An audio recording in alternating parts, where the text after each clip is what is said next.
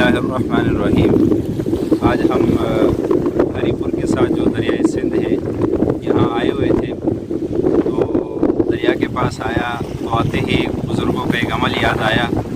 मैंने कहा चलो मैं अपने दोस्तों को शिफाई बोल के साथ जिनका ताल्लुक़ है उनको बताऊँ। ये बहुत बेहतरीन अमल है।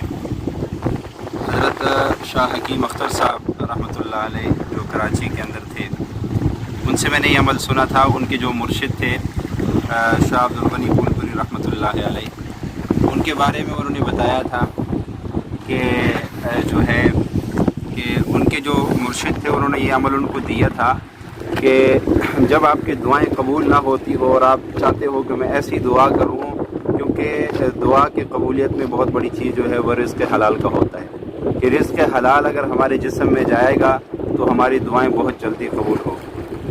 तो रिज़्क़ हलाल अगर जिस्म में होगा तो जो ज़बान से निकली हुई दुआएं होती है वो रद्द नहीं होती।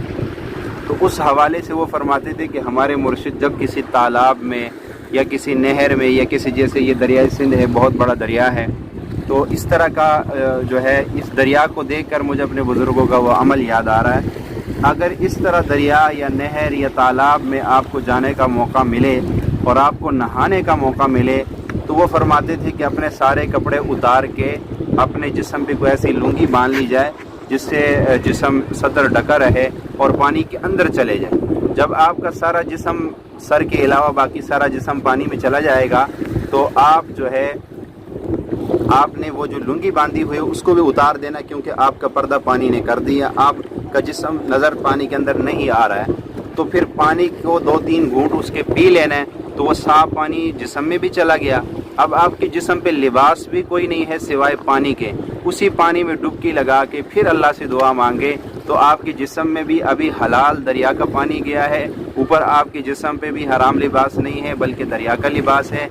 इस टाइम पे आप जो दुआ मांगेंगे वो दुआ कबूल हो जाएगी। तो किसी भी तालाब में, किसी भी नहर में, किसी भी दरिया में नहाते हुए ये अमल अगर कर लिया जाए और इस तरह दुआ कर लिया जाए तो हज़रत फरमाते थे वो दुआएं बहुत जल्दी कबूल होती है।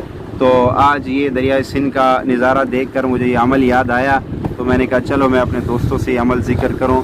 ये हमारे बुज़ुर्गान दीन के किताबों में उनकी ज़िंदगी की एक अनमोल मोती होती है, जिसको हमें चाहिए कि हम चुन चुन के लोगों को बताएं।